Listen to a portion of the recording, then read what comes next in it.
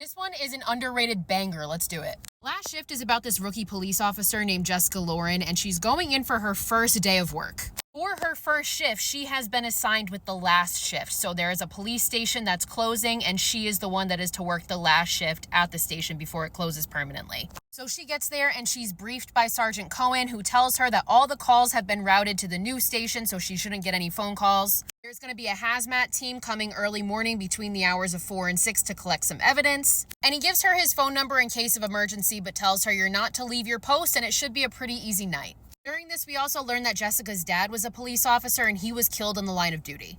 So Jessica's hanging out, she's bored, she's like nodding off when all of a sudden she hears a knock at the front door. And when she goes to investigate, she finds a homeless man in the hallway who proceeds to pee on the floor, and obviously she kicks him out. And then the phone starts to ring. When Jessica picks it up, it is this girl named Monica, and she is absolutely frantic, saying that she is being held in this barn. She was kidnapped, and basically she's been taken hostage by this cult. So the call disconnects and Jessica calls the main police station and is like, hey, the calls haven't been rerouted, like I just got a distress call. But they assure her, no, the calls have been rerouted. If she calls back, tell her she needs to call 911 because she must be dialing the station specifically. So weird shit continues to happen. Jessica keeps hearing these noises. At one point, she finds the back door open, and she finds that the homeless man has snuck his way back in and is hiding in the storage room. So the two of them get into a struggle, but Jessica ends up detaining him and throwing him in a holding cell. But as she's in there, the door closes and locks her in. The lights go out, and when she looks up in the window, she sees this bloody face. Eventually, the lights turn back on and nobody's there and the door opens.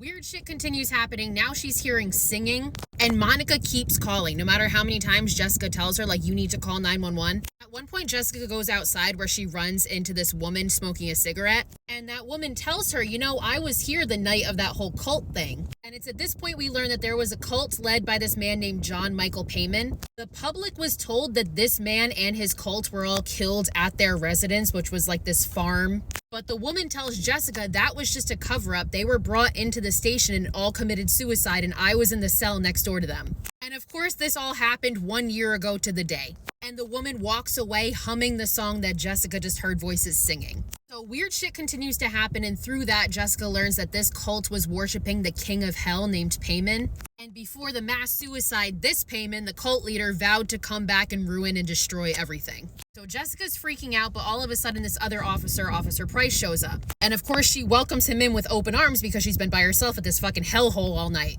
He tells her that he actually worked with her father and that he was a good man, a great cop.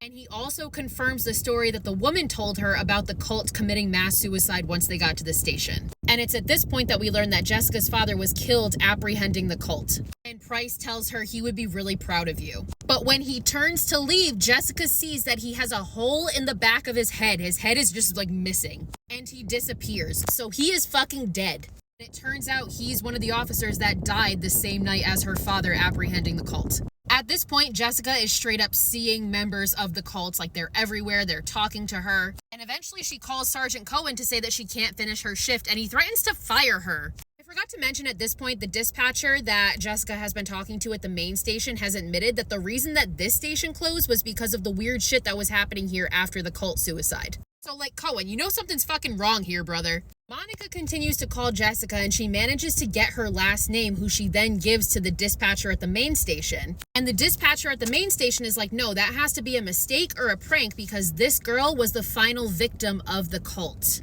Like, she's been dead for a year.